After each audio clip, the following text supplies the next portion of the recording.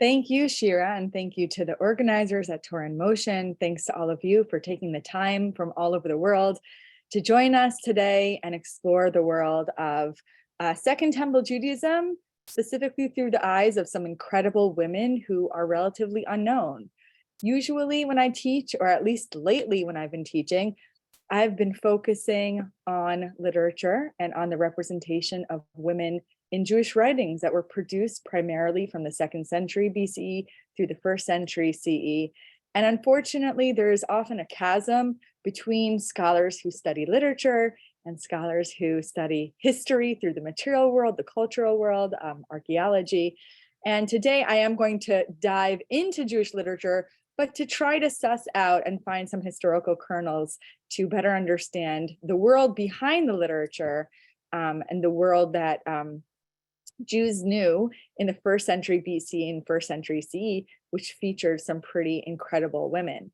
Before we dive into these sources, I do want to let you know that I will probably not be checking the chat until the second half of the class. If you have a question for clarity, I think that you can unmute yourselves and jump in and say, "You said that too fast. I don't understand you." One time, someone gave me feedback that I sound like the side effects that are said at the end of a medication commercial. So no metaphor is necessary. If you need me to repeat myself, I can do that. And if you do have questions or comments that can wait, please put those in the chat towards the end of the hour. And so we're going to begin with a few comments about the Hasmonean period, which lasts from 164 BCE to 63 BCE, exactly a century. I think that today, especially in an age where we have an independent state, however you feel about Israeli politics certainly is not for today's class, but we often, I think, especially those of us who have had a day school Jewish education, have a kind of a romanticized view of the Hasmonean period. We imagine, a group of, okay, I'm just going to move the chat, thank you. A group of, independent, very pious, very committed Jews who wanted to preserve the integrity of their ancestral tradition, and they rebel against the big bad king Antiochus IV Epiphanes. Very often we kind of see ourselves through the experience of the Hasmoneans. We use symbols from this period to talk about our own support for the state of Israel often. But the question of the legacy of the Hasmonean period and its leaders is not only contested right after that period is over, but even contested while it's happening. In other words, Jews who are living under Hasmonean rule really struggle with the question of its legacy, of whether it should be supported. And great historians and writers, such as the late 1st century CE historian Josephus and the early rabbis, are incredibly ambivalent about this period. Why? Why do these thinkers, Josephus, the rabbis, and others, feel so ambivalent, feel so unclear about how to assess this period of incredible independence in this huge Hellenistic world where it would have been so shocking and remarkable that the Jews defeated the Syrian Greeks? A part of the reason has to do with how the Hasmonean period ends in 63 BCE. The period ends in a way where I think many Jews felt it was utterly preventable. You may have heard of a king named Alexander Yanai, who is considered to be a horrible villain in the rabbis' imagination. Well, I don't say imagination like they're making it up, but in rabbinic literature, they remember Alexander Yanai and the horrible persecution that Pharisees and other Jews suffered under his rule in the early 1st century BCE. When Alexander Yanai dies, he leaves his kingdom over to his wife, Salome Alexandra. We're going to look at literature that talks about her legacy and her life very soon. And he leaves the kingdom over to her. Her approach towards how to deal with non-Hellenized Jews in the kingdom is very different than her husband's. She tries to make peace with the Pharisees. She initiates overtures to unite the people. The Pharisees, as we will see, love her, and so do the rabbis who come later. But in many ways, she is not a strong leader, or perhaps you might say she is not a strong mother. Salome Alexandra has two sons, Aristobulus and Hyrcanus. They are very different personalities, and they also have very different attitudes towards how to envision the future of the Hasmonean kingdom. Aristobulus is a pro-Hellenizer who really wants to bring Judea into the modern world and sort of dissolve the boundaries that are, again, imagined, conceived around the land of Israel, of Judea. And Hyrcanus would have aligned himself more with the Pharisaic approach to preserve the exceptionalism of the land of Israel and to preserve the integrity of the people's ancestral laws. Aristobulus rebels against his mother and tries to we don't know that he tries to assassinate her, but certainly tries to take over the kingdom while she's still alive. Hyrcanus gets involved to defend his mother and to wrest the kingdom back from Aristobulus. What, of course, happens is a civil conflict in the 60s BCE. And I'll just say, as an aside, this period really is not commemorated in Jewish history in any way. So many Jews just don't know about it. We kind of know about Hanukkah, right? Although I don't know that your average Jew can exactly describe the circumstances in which the conflict took place. We kind of know Purim, although that's even harder to date. Really, we don't know when Purim happened, so good luck with that. But early Second Temple period, Persian period, of course. But this civil conflict between Aristobulus and Hyrcanus is one of the most significant turning points for Jews in the ancient world, because when they both appeal to Rome to support their side, Rome says, "Oh, this is a great opportunity to capitalize on Jewish weakness and just invade."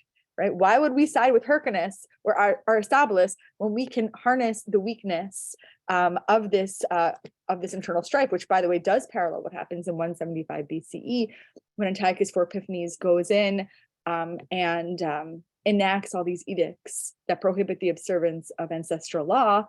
The reason why, one of the reasons why it's effective is because there is intra-Jewish fighting and discord.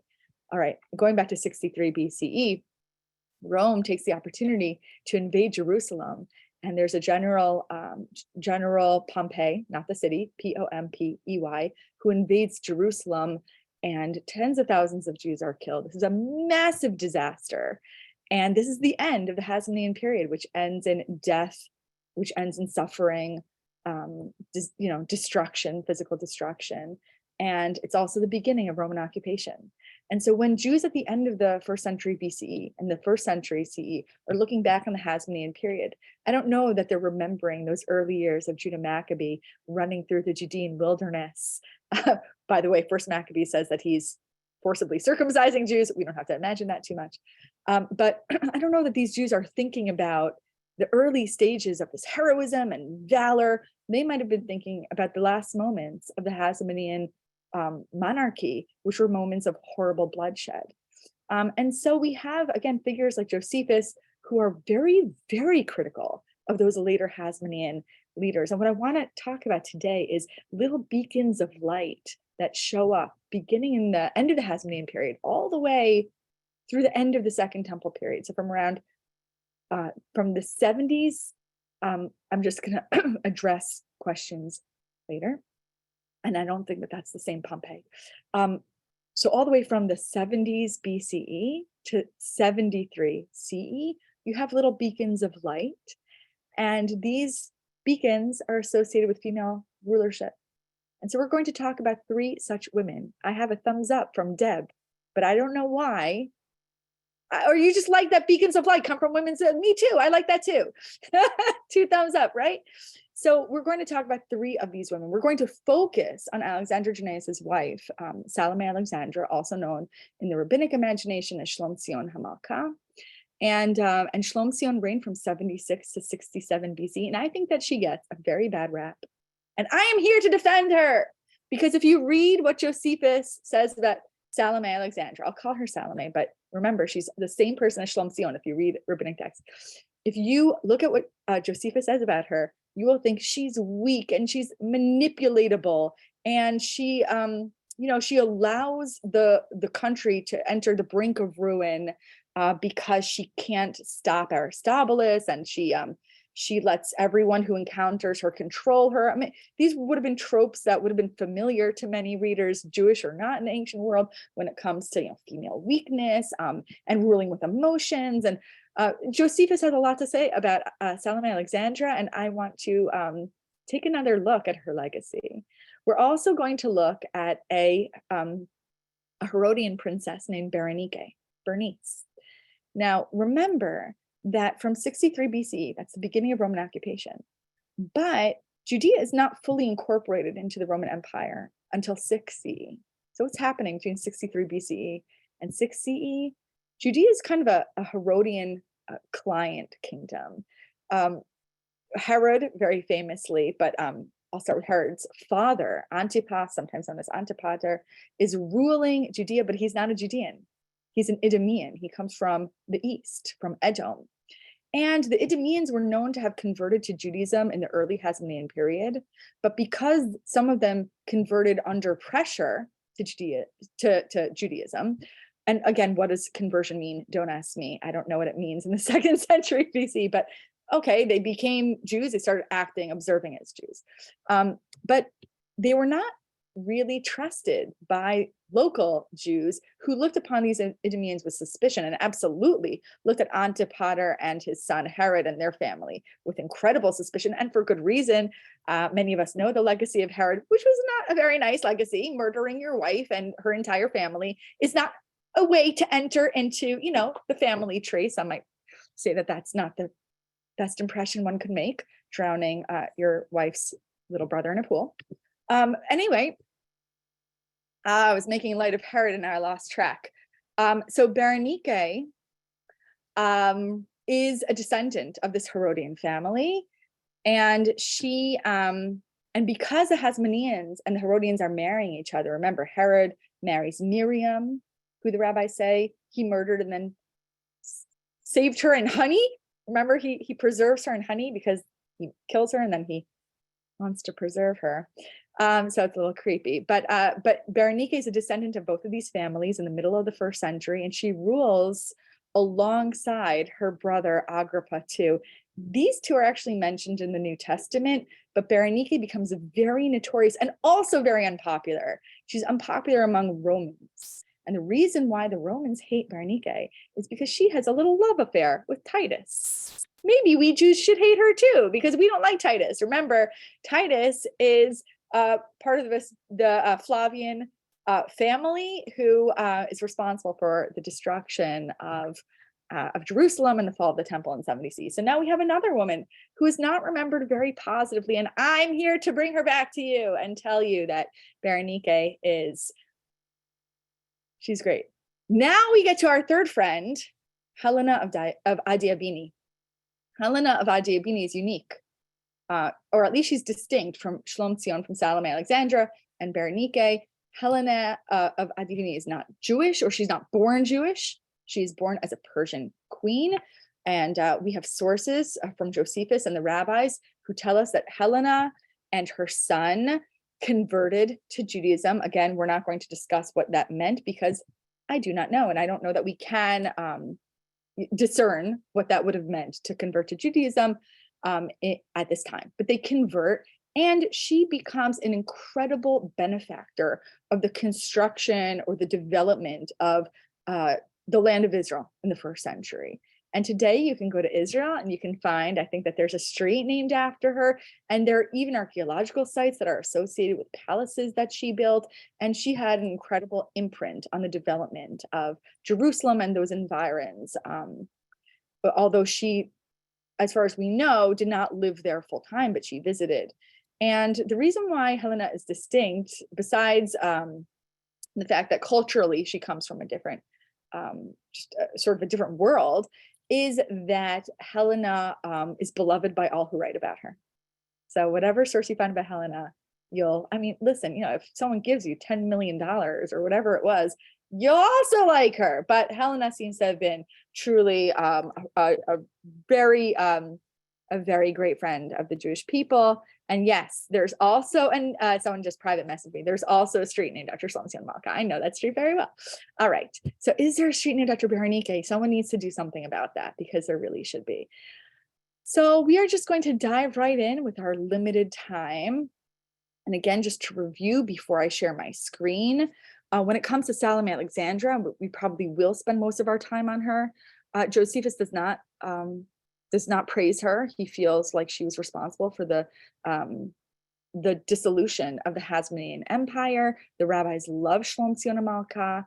I'm going to ask, no, Constantine is much later. Helena is first century, but save questions for the end if you don't mind. Thank you so much. Unless it's a clarity question. Berenike is not mentioned in rabbinic literature, as far as I know. Maybe they considered her to be an assimilated member of the Herodian family. Maybe they did not know her, or they didn't know of her. Again, she's notorious for having a love affair with Titus. That seems to have been true, that she did have an affair with him. So maybe the rabbis did not view her as pious or, deserving of being part of their, memories of the first century, but Josephus loves Berenike, which is interesting. Josephus praises her and admires her piety. The Roman historians are the ones who bash Berenike. So both Salome and Berenike are on the receiving end of significant critique, which I will call, in modern parlance, very gendered. They suffer from maybe being subject to expectations that their male counterparts would not have been subject to. And yet Helena is just the darling of them all. So now we are going to look at some sources, and I'm going to start with Shalom Tzionah Malka, because I have to finish. I guess I should finish at around, I'm in Chicago, I'm an hour behind New Yorkers. I'm going to try to finish at in a half an hour, maybe 12:05, 12:10. And if Shira, if that's an issue, I think this class is an hour. I'm working on that assumption. All right, so let's share the screen. Okay, this is the hardest part of the class, finding the, all right, let's see if this is the right document. Do you see? Okay, I'm going to assume that you all see this, but I would appreciate some thumbs up. You see? Okay, thank you. Thank you, Art 613. Okay, thank you, David Patrick. All right, so we so I always include a little timeline. If you've taken my classes before, you know this timeline very well. But here I have taken the liberty of inserting my friends. Salome Alexandra reigns from 76 to 67 BCE, and then the time in between 67 to 63. This is a tumultuous time of contested rule between Hyrcanus and Aristobulus, her two sons. And then over here I have Berenike, who's born in around 28 CE. Oh, I also have a Herodian family tree. Oh, but that's in a different document. So maybe in the Q&A, I'll share you an image of the Herodian. It is so complicated, the Herodian family tree. But you can find charts. You can find flow charts of varying qualities online. It's very, very confusing, especially because half of these people are named Miriam, Herod, or Agrippa. And then we have Helena. We don't know the date of her birth, but we think it's around 30 CE. We think the date of her conversion is 30 CE. And she dies in the middle of the first century. We don't have her dates. We just have estimations. All right, so let's start with Josephus. Now, if I had 2 hours, or if this was a series, we would do this line by line. But maybe to your great relief, we are not going to do this line by line. Now, I'm just going to paint with broad strokes over here. When Alexander Jannaeus dies, Salome Alexandra, turns to the Pharisees and tries to make peace with them. Alexander Jannaeus notoriously did many horrible things to the Pharisees, among them crucified 800 Pharisees in front of their wives and children. He was considered to be a very, very cruel and ruthless leader who wanted to force a break between the people and their ancestral traditions and sort of forcibly Hellenize them. And Alexandra is just of different stuff. She wants to pacify the Pharisees. And you would think that Josephus, who says in his autobiography that he identified with the Pharisees, you would think that he would praise her for this. But instead, he critiques Salome Alexandra for allowing the Pharisees to control her. So before we get to that, he says Alexander left 2 sons, Hyrcanus and Aristobulus, but he committed the kingdom to his wife. Already that's interesting. I think most of my Catholic students have no idea that we have Judean queen of the Hasmonean monarchy for 9 years, and she actually militarily was a success. No one argues that, by the way. We have no source that says Alexandra was a poor military leader. She secures the borders of her kingdom. I mean, she's a terrible leader at the end, when everything falls apart, but she does strengthen the borders of the kingdom, and Josephus admits that. Now, Hyrcanus, one son, he's unable to manage public affairs. He delights in a quiet life. These are sort of very, broad generalizations Josephus is painting, but okay. The younger Aristobulus is an active and bold man. And Alexandra herself, she's loved by the multitude. You might remember if you heard me say this, and I actually gave a class. Who was I teaching on Monday? I don't remember. I'm on sabbatical. I had no expectation of teaching at all this year, but somehow I'm teaching every day. I don't remember who I was teaching on. Anyway, so I was just talking to another group about how the Pharisees controlled the multitude. That's in another part of Josephus. So if Josephus says that the Pharisees control the multitude and Alexandra is loved by the multitude, then you have to make the connection between the alliance between Alexandra and the Pharisees. There is a street Berenike and Katamon. Wow, that's a relief, because I was going to try to do some recon. So all three women have a road namesake. That's great to know. Okay. All right, so she knows that her sons are two very different people, so she gives them different roles. She makes Hyrcanus the high priest because he didn't want to meddle in politics, but she also permits the Pharisees to do everything, and she makes the multitude be obedient. Again, I don't know that that's so fair of Josephus, when elsewhere he says that the multitude of people in Judea choose to follow the Pharisees. Here she says she's ordering them to be obedient to the Pharisees, but you get the point. She's restoring the Pharisaic practices according to the tradition of their forefathers, and which her father-in-law, Alexander Jannaeus, John Hyrcanus, had abrogated. And so she's giving the Pharisees more power than they had had in generations. And she increases her own army. She becomes terrible to the neighboring tyrants. Here, I actually don't know that that's an insult. I think that he's saying that she is, here he says she put the country entirely at peace, except for the Pharisees. They disturbed the queen because they were always trying to control her, and they were pressuring her. What? How? They were pressuring her to kill those supporters of her husband, her now deceased husband, who conspired with Alexander Jannaeus to kill the 800 men. In other words, the Pharisees have enemies, and they're pressuring Salome Alexandra, to kill those enemies, even though she has made peace with them. And she's the most powerful person in the monarchy, but the Pharisees want revenge. And Josephus does not like this. Josephus does not praise the Pharisees for putting pressure on the queen. And they insist that the queen give them certain positions in the kingdom. And, towards the end of her decade of reign, she is really under their thumb. Now, at the same time, her own son is criticizing her, Aristobulus, who, like his father, is a sympathizer with Hellenizers. Her own son is criticizing his mother for allying with the Pharisees. Is this confusing? Do I need to slow down? Okay, good, thank you. We have, on the one hand, Alexander Jannaeus and his son Aristobulus and their supporters who are pro-Hellenizers. And then we have their antagonists, the Pharisees, Salome Alexandra, and her son Hyrcanus. And Aristobulus, the son, is very disrespectful to his mother. And he says that they themselves, in other words, Salome Alexandra, were the authors of their own calamities. He says to his mother, you created your own problems with the Pharisees being mean to you or pressuring you to kill their enemies, because you and also the Pharisees the Pharisees have allowed a woman mad with ambition. Remember, he's saying this to his mother to reign over them.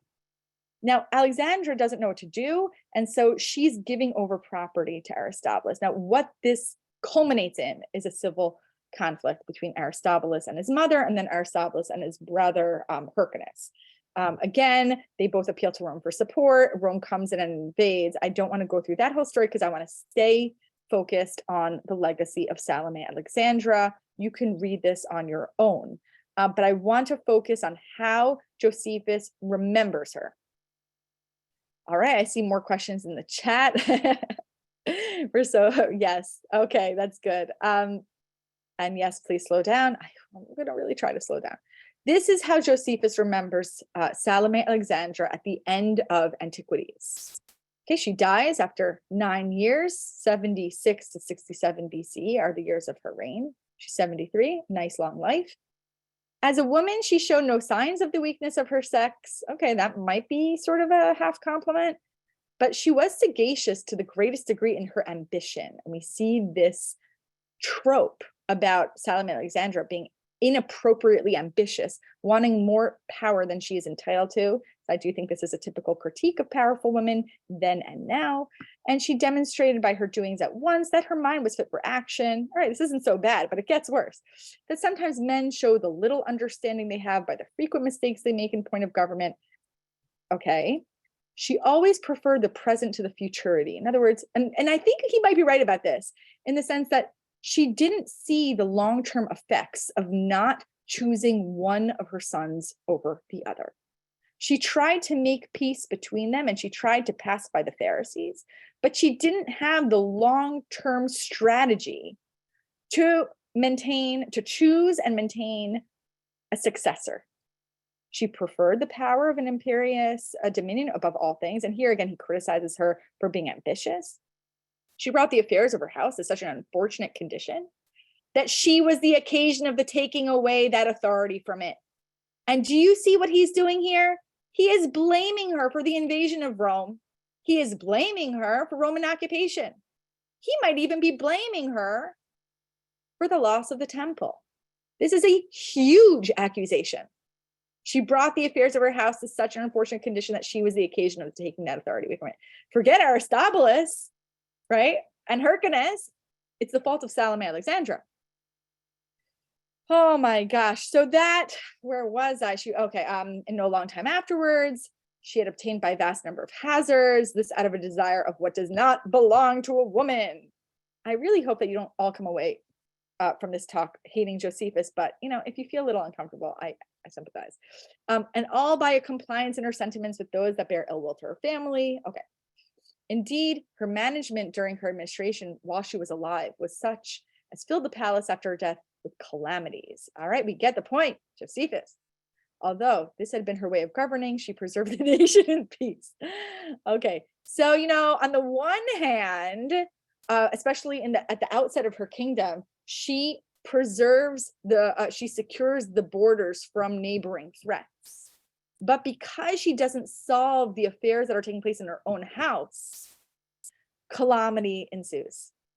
And she dies, with the distress, knowing that there is no successor and she has brought Rome to her doorstep. Now, this is in Antiquities. Josephus writes 4 works. He writes the Autobiography Vita. He writes Against Appian, the first systematic defense of the Jewish religion to ever be produced. He writes the 20-volume work Antiquities, and that's what this passage is from. I realize that when I point, you're not actually singing. I have to raise my hand to point. I'm pointing. And then he writes a 7-volume recollection of the war called the Jewish War. This is the war, of course, against the rebellion of the Judean people against Roman rule that takes place from 66 to 73 CE. And in this work too, he talks about Salome Alexandra. Why would there be any reference to Salome Alexandra in the Jewish War if he's talking about 66 to 73 CE? The answer to that is because according to Josephus, it starts with her, right? According to Josephus, the entire conflict with Rome begins in the early 1st century BCE. It starts with the weakening Hasmonean Empire. It starts with conflicts sown by Alexander Jannaeus, and then never resolved by Salome Alexandra.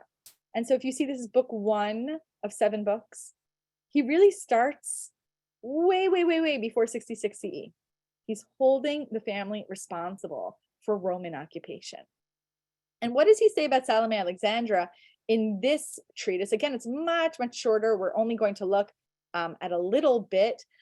Okay, so again, Salome Alexander left the kingdom to Alexandra, his wife. And the Pharisees joined themselves to her. And here he explains who they are. He also does this in books 13 and 18 of Antiquities. And here he says, there's a certain sect of the Jews that appear more religious than others. So I think that appears doing very heavy lifting in the sentence. They seem to interpret the laws more accurately. And Alexandra hearkened to them to an extraordinary degree. Again, she's controlled. She's ambitious and she's easily controlled. Those are the two themes that I like the comments coming in, that we keep seeing when it comes to descriptions of her. The Pharisees artfully insinuate themselves into her favor little by little, and they become the real administrators of the public affairs. They banish and reduce to whom they please. In other words, they're promoting and they're demoting and they're arresting and they're releasing, and to say all at once, they had the enjoyment of the royal authority. In other words, they're really controlling the situation, while the expenses and the difficulties of it belong to Alexandra. So maybe he feels a little bit bad for her. Again, she was a sagacious woman in the management of great affairs. I know I have to slow down. Maybe you could listen to the recording at like half speed, because when I get excited, it's just very hard to slow down. But let's look at these last few lines, and we'll move on to the Talmud. She increased the army by 1/2. She procured a great body of troops. That's all praiseworthy, according to Josephus, till her own nation became not only very powerful at home, but also to foreigners. But while she governed other people, look at those last 5 lines, 5 words, the Pharisees governed her. And that's the legacy of Salome Alexandra in the mind of Josephus. How do we feel about this? A little angsty, but you will be happy to find out that the rabbis do not have this kind of ambivalence when it comes to her legacy. In fact, it's very, very praiseworthy, except they don't always mention her where she perhaps deserves mention. And I want to point to just one, 2 little sources. Don't slow down. I'm going to stop looking at the chat. 2 sources that parallel one another in rabbinic literature. And I'm going to do the later source first. This is from Megillat Tani. And to understand what's going on here, you have to know that that Shimon ben Shetach, who was remembered by the rabbis as a Pharisee, a proto-rabbi, who was one of the men of the Great Assembly and a great leader who transmitted the oral tradition mentioned in the Mishnah and Avot. So here, keep that in mind as you read this. I'll read the English because we have a lot of people on the call. So we found in the days of Shimon ben Shetach that rain invariably fell for the people on Wednesday evening and Shabbat evening. I actually think Wednesday evening, but anyone can correct me, but I actually think this means Tuesday night and Friday night. And it was at these times, there are other traditions that we know that there was fear of demonic forces that were thought to wander the streets on Tuesday nights. And on Friday night, maybe people also did not go out because of the sanctity of Shabbat. But it was on Tuesday night and on Friday night that there was always rain. And this is a sign of divine blessing. We know that from the Hebrew Bible, that rain is a sign of divine blessing, but only rain in its time, right? If rain comes at the wrong time, then it's a curse. Or if there's too much rain. But here, the rain is coming at the right times because people are not going out. And the rain is so perfect and reflective of divine pleasure with the people that wheat grew as big as kidneys and barley as big as olive pits and lentils as golden dinars. So huge, giant fruit pieces. I don't know how to, I'm losing my words today. All right. And so this is a sign of divine pleasure. And then, all right, I'm going to end there because who's missing? Who's missing from this, the days of Shimon ben Shetach? Well, let me show you a parallel verse. This is an earlier text. Well, it's hard to date, but look at this midrashic tradition from Vayikra Rabbah, which might preserve an older version of this tradition. Okay, so again, this is an interpretation of a biblical verse. Natati gishmechem bi'itam. I will give you your rains in the proper time. What does that mean? It means that in certain evenings. Okay, and if you compare, you can see this is interpreting the same phrase. And then it says, okay, Bilalei Shabbatot on Friday night. This is when rain would come. Maaseh bimei Shimon ben Shetach. Something happened during the days of Shimon ben Shetach, and there it is. There's our friend for those who are Hebrew readers. Bimei Shlamsa Malka. And in the days of his sister, there she is, Shlamsiana Malka. What do we want to know about this time? Hayu kishamim yordim b'lelei Shabbatot ad shnasu chitin kichlayot usarim kigarine azetim, on and on and on and on. So here she's back. I think that this might preserve an older tradition where you have her the great one mentioned, right? And then I think that Shlomzion becomes eclipsed by her more famous proto-rabbinic Pharisee brother. So this is a happy story. It's a little bit of a sad story. But here we have a remembrance of her name. And so if you teach this to your students, don't use Tani, which is probably more read than Leviticus Rabbah, but she is mentioned. She's given credit during this time. It was such a time of divine favor. It was such a time of piety. And it was a piety that was restored by Shlomzion and Malka and her brother, but mostly Shlomzion. Okay, so that's what I want to say about Shlomzion and Malka. And I suppose, since I'm feeling very generous today, that I can stop and ask if there are any questions before we go to Berenike. All right, we are going to, Josephus a self-hating Pharisee. I do not think so at all. And I will take other questions at the end. For those who've heard me speak about Josephus in the past, I am a devout and staunch defender of Josephus. When it comes to his representation of Salome Alexandra, I would like to take him out to Starbucks and have a conversation about how to talk about women and their legacies. But I do not think that we need to at all treat Josephus, who holds the Roman Empire responsible in large part for what happened in the first century. I don't think that he was a self-hating Jew. We can again talk about that at the end of this hour. Let's talk about Berenike, another really unknown woman. In fact, probably even less known than Salome Alexandra. Now, Josephus really likes Berenike and respects her. It's the Romans who can't stand her. And they probably can't stand her for the same reason. I'm just going to say it. I think she's like the Meghan Markle of the ancient world.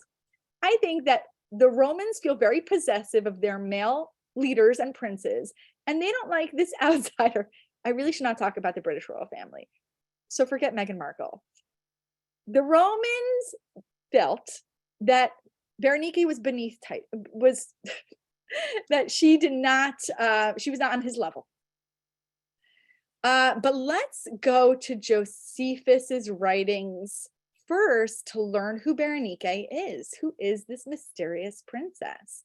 Let's learn about her. Okay, so do you see Berenike, Antiquities, book 19? This is the very end because there are 20 books of Antiquities. Thank you, Deb. There are 20 books. This is the very end. And what does Josephus say? Now you're going to get some complicated family tree information. How are we doing for time? Terrible, as usual. Okay, so this is going to be a lot of fun / confusing. I want everyone to start making their mental flow charts. Claudius, remember King Claudius? Okay, comes after Gaius Caligula, and he's Caligula's uncle. He liberates Alexander the Alabarch. Alexander was a Jewish, I was going to say Jewish politician, but he works for the Roman Empire. So it might be misleading to say Jewish politician. He comes from Egypt, from Alexandria, and he's an officer who works for the Roman Empire, who had been imprisoned by his predecessor Caligula, and Claudius liberates him. Who's Alexander? Oh, okay. This is going to get very confusing. So now I do have to speak slow. The son of Alexander, I'll tell you who Alexander is in a second, married Berenike. By the way, the son of Alexander is Marcus. Married Berenike, the daughter of King Agrippa, a Herodian king. Agrippa I, Agrippa II, who's Berenike's brother. After Marcus dies, then Agrippa I, Berenike's father, marries Berenike to her uncle Herod. Not the Herod, but a grandson of Herod. Okay. What do I want you to know from this? First of all, it's a small Jewish world and everyone's a cousin.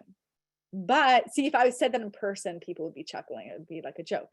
But do you know, have we discussed Philo of Alexandria? I know that in the past, when I've taught for Torah in Motion, I've discussed Philo of Alexandria. So if you were in that class, you would know a little bit about Philo of Alexandria, who lived from around 20 BCE to 50 CE, and one of the great leaders of Alexandria, of the city, a philosopher who was not assimilated at all, who was a very devout observer of ancestral Jewish law, who happened to be in love with Stoic philosophy and tried to read the scriptures allegorically through the lens of Hellenistic philosophy. But it would be wrong to talk about Philo as a Hellenized Jew. Philo, okay, I need to get this right, so I have to slow down. Okay. Philo's older brother is the Alexander mentioned in this passage. And this is why I say it's a small Jewish world, because we have an Alexandrian Jewish family and a Jerusalem Jewish family who often visits Rome because they're very close with the Roman leaders. Alexander is Philo's older brother, and he works for the government of Rome in Egypt. He has a son, Marcus, who marries Berenike, which makes Berenike Philo's niece-in-law. Don't get stressed out. We do this at every Jewish wedding, right? Oh, you're married to my dog's neighbor's son, third cousin. And Alexander has a second son besides Marcus named Tiberius, who is a procurator of Judea and participates, or I would say, is witness to a huge amount of unrest, anti-Jewish unrest in 38 AC in Alexandria. Okay, the Jews feel, why am I saying all this? First of all, it's interesting. Second of all, the Jews feel very, very, very ambivalent about this family, right? Because on the one hand, you have some of the most powerful, wealthy, civically engaged Jews that existed, right? I'm trying to think of an example, but I don't want to use something anti-Semitic like the Rothschilds, but imagine like two very, very well-known families who are having this extremely powerful marriage. And doesn't last because Marcus dies young. And then Berenike marries her uncle, Herod, and then he dies young, or not young, but he dies shortly after they get married. Okay, now she is widowed twice and she's still a young woman. That's when she finds Titus. All right, so, and you have to appreciate the fact that these exploits somehow are not worthy of criticism. Josephus doesn't find them to be, like Salome and Torsky. I love the. Okay, let's go back to the sources. So Berenike is not only presented as a very charismatic, beautiful, elite, wealthy young woman, but also extraordinarily pious. And during the time, in the early stages of the Jewish rebellion against the Roman Empire, Berenike is protected because she's elite, but she's also devastated at what's happening to her Judean kin. She's very loyal to the Jews of Judea and Jerusalem. And so Josephus describes Berenike's reaction to what's happening to the Jews in Jerusalem. And it's actually quite moving, I think.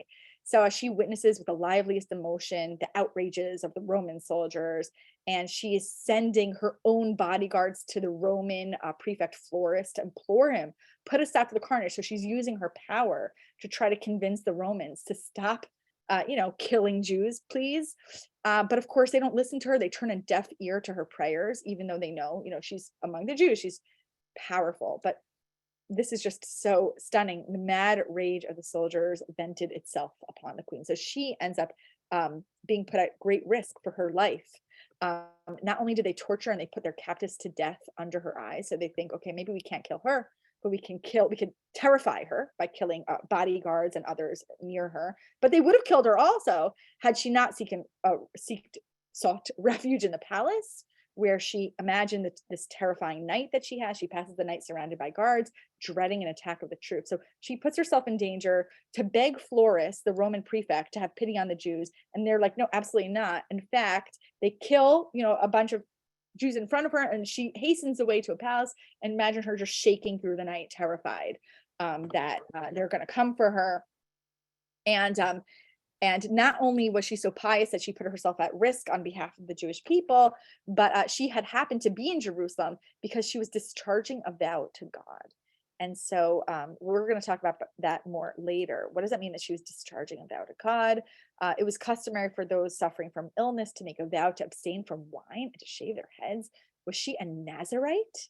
Was Berenike a Nazarite? We're going to see that this theme of making vows appears again in writings about Helena. But she had made a vow. I don't know if she shaved her head, but she made a vow, and so that was culminating in her coming to Jerusalem.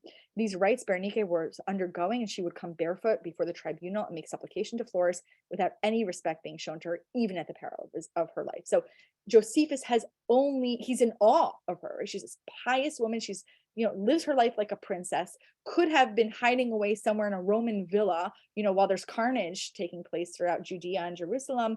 But she goes to Jerusalem to discharge this vow. She sees what's going on, begs Florus to intervene, and she just barely escapes with her life. Now, the Roman writers are not as nice to Berenike. So Nazarites must let their hair grow, but I think that I think that he's saying to shave their heads during the 30 days preceding that. So I'm not sure if that means like at the end of the period of being a Nazarite. It's not clear. Kushner and Trump. All right, I got to read these later. It's not clear exactly what the situation is, and he does not use the word Nazir.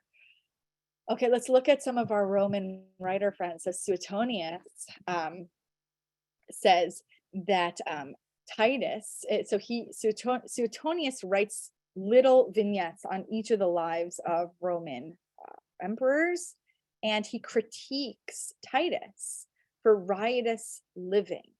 Now remember Vespasian, who's the general in 69 CE, and then in the middle of the war becomes emperor, has two sons, Titus and Domitian. And so Titus is initially a major player as a general in the war, but then he becomes ruler of the Roman Empire. Okay, and Titus protracts his revels until the middle of the night, and he has unchastity with male prostitutes and eunuchs. And by the way, don't forget his notorious passion for Queen Berenike, for whom it was even said that he promised marriage, again, scandalous, for a Roman prince to fall in love. Well, who knows if it was an emotional affair, but to promise marriage to this Judean queen, who maybe for the Jews was considered a hotshot, but for the Romans she was still a Jew at the end of the day. She was not elite. She was not an elite Roman. And look, this is juxtaposed with all of his other bad boy behavior. He's consorting with male prostitutes and eunuchs and Berenike. Like, that's kind of the same thing. Thanks a lot, Suetonius. Now, Juvenal he portrays Berenike very critically and implies that she had a sexual relationship with her own brother, Agrippa, too. There's no evidence of this. This would have just been libel. And in one of his satires, he says, an unnamed aristocratic woman bought herself a legendary diamond once given by the barbarian Agrippa to his incestuous sister to wear. Barbarian is a Greek word that means barbaros. It just means someone who doesn't speak Greek. It means a foreigner. So again, the Jews are outsiders. They're not one of us. And they live right in the middle of everything, right? Judea is actually not, England was far away for the Romans, but Judea is right there. But the representation of Jews as outsiders, as coming from this sort of distant periphery of the kingdom, is a polemic that was very common in the first century. And here we have Agrippa, the incestuous barbarian, giving his sister a diamond. Tacitus is also very critical of this little affair between Titus and Berenike. Some believe that Titus even stopped vying at one point for control over the kingdom because he had to stop his military exploits and go hang out with Queen Berenike. The young man's heart was not insensible to Berenike, but his feelings towards her proved no obstacle to action. So at the end of the day, he got out of his love nest with Berenike and went back to work. We have him mentioned also, we have Berenike mentioned in Cassius Dio's Roman History, where the pressure, or I would say the critique, is disproportionately placed on Berenike, who expected incorrectly to marry him. By the way, I'm watching on Hulu the show Impeachment about Monica Lewinsky, and this reminds me how she was sort of demonized in the media as being the one who initiated the relationship. Berenike was at the height of her power and came to Rome along with her brother Agrippa. The latter was given the rank of praetor while she dwelt in the palace, cohabiting with him. She wanted to marry him. She was acting all hoity-toity like his wife, but then he sent her away when he realized that this was not a popular match. And then she's mentioned again, ruling alongside her brother Agrippa too in Acts. I do want to say, I'm going to skip this because I would like to say a little bit of comments about Helena. But I want to point out first, there's a very famous Mishnah that is very affectionate to Agrippa. We think this is Agrippa II. It could have been Agrippa and Berenike's father, Agrippa I. But remember, this family, by the middle of the first century CE, they're both Hasmonean and Herodian. And Agrippa II and his sister Berenike probably did live as observant Jews. I mean, Josephus hints towards that she could have identified as an assimilated Jew or as a Roman, but she lives as an observant, pious Jew. And it seems like Agrippa, her brother, does as well. There's this beautiful image of him reading from a Torah scroll, reading a pasuk from Devarim that says you can't put a foreigner over you who's not your brother, who's not in there reading a real Jew, and he's crying and he's sobbing because Agrippa, he doesn't know if he's accepted. He doesn't know if he really is a fully legitimate Jew. And the rabbis comfort him and they say, you are our brother, you are our brother. So in the imagination, the memories of the rabbis, Agrippa, maybe Berenike, although we don't know, were considered pious leaders. Okay, so now maybe I'll just say one or two little, can someone refuse a Roman general or leader? It's a great question. I have no idea. But let's just say a little bit about Helena and then I'll wrap up.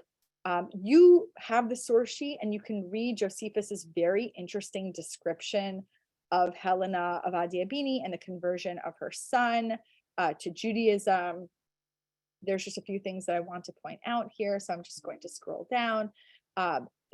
We always talk about how it's not clear how one would have converted in the first century to Judaism, but Josephus's account of Helena's conversion is very edifying in this regard, because Josephus talks about two Jews, Hananiah and Elazar, who are both trying to convert Helena's son, but they debate over how he should convert. Elazar says you have to circumcise in order to convert, and Hananiah says to the son, Isates, you don't have to convert to be fully Jewish. And so embedded in the story, I think is some really interesting evidence that the question of how to convert was maybe still under live debate in the first century. I think the last thing I want to say before we go to discussion is that the Mishnah in Sukkah makes reference to Helena building her own sukkah, but only according to rabbinic legislation, and also in such a way where she's represented as not knowing the halacha herself, but that she submits to the authority of the rabbi. So what was subject to great criticism in Josephus's writing, right, Salome Alexandra, is improperly controlled or manipulated or taught by the rabbis. Here, we have a parallel description, but within the context of something very, very praiseworthy, that she is trying to build a sukkah, but needs the guidance of the rabbis to build that sukkah properly. And I think I'm going to end there. But I really encourage you to look at these sources on your own. And I guess I'll just, I always find myself saying, and one last thing, you do see common tropes. I didn't mention it, but there is a reference to Helena taking on a Nazirite vow in Josephus. And so we have many parallel themes in these three images, these three women. We have brother-sister teams because we have Agrippa too and Berenike, their brother-sister. We have Salome, and we have Shimon ben Shetach. We also have Helena and her husband, who happens to be her brother. We have stories about reading verses and crying. Agrippa reads in the Mishnah, he reads Devarim and he cries. And if you look at Josephus, if you look at, it's in a midrash at the very end of your source sheet, there's an image of Helena's sons reading the Chumash and crying because they don't feel like they are fully legitimate converts, or they worry that they might not be. And there are themes of being controlled by men in all of these stories. And when you have these common tropes, it could be a sign that these are literary embellishments, not in all cases, because historically we know that Agrippa and Berenike are brother and sister. But when you have traveling tropes, let's say like the Nazirite vow, it could be a hint that there was an eye towards borrowing from some legends and using those to expand others. And with that, I'll stop because I'd love to hear from you.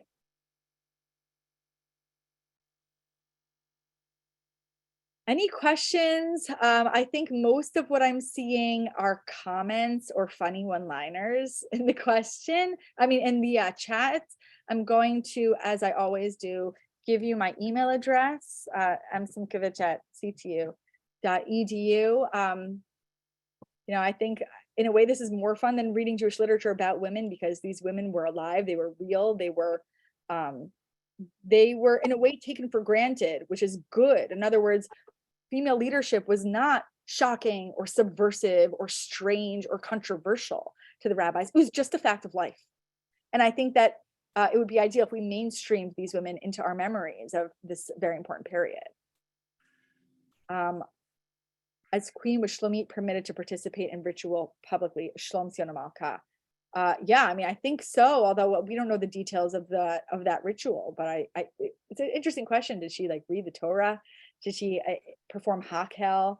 I don't know. She assigns her son the position of high priest, so she does sort of mitigates her role, whereas her husband took on the role of high priest and expanded his role. Hard to know. How is Shimon ben Shetach the brother of, I don't know who AS is. You need to work me through your acronyms. Is that Salome Alexandra, SA? No, that's just according to rabbinic legend. We can assume that could be, but we don't have 1st century BC evidence of that. Ben Melech is raising his hand. Yeah, how early do you date the Pharisees? Because you mentioned them, and it seems like they're even predate the Maccabees. Yeah, we think early 2nd century BCE. And Al Baumgarten has written very well on this, but the question of the origins of sectarianism is contested. We don't have evidence that it precedes the 2nd century BCE. Okay, thank you. You're welcome. Any other questions? Any other angst? These queens, how deep into the temple could they venture? And could they venture deeper than a male king? And then the other question is, were they accorded the same respect in the temple? Because from Sanhedrin, we learn that the king was seated in a particular place, but not the king of other countries if they were Jewish or non-Roman countries. All I can tell you is that Josephus says over and over and over, she gives control to the Pharisees, which makes me intuit that she did not overstep her bounds in the temple. That's an intuition that I'm telling you based on the fact that she's empowering the Pharisees. And he criticizes her for mitigating that cultic role. I don't have any other evidence to answer that question in detail. It's a good question. So was this the period that the Mishnah wrote about the Pharisees teaching the high priest what to do on Yom Kippur, and they cried and they cried? Is this that period? I don't know how to date that legend. I don't know. It's a good question. All right. Hold on. I'm just going to, any good accessible books to read about any of these women? That is a question that I love. So there are some fantastic books, and I would start with the scholarship of Tal Ilan, Talilan, who has written the book on Second Temple women and Second Temple Judaism. Second Temple women and Second Temple Judaism is not a good title of the book, but just Google that and you'll find her book. Thank you very much, and Chag Purim Sameach.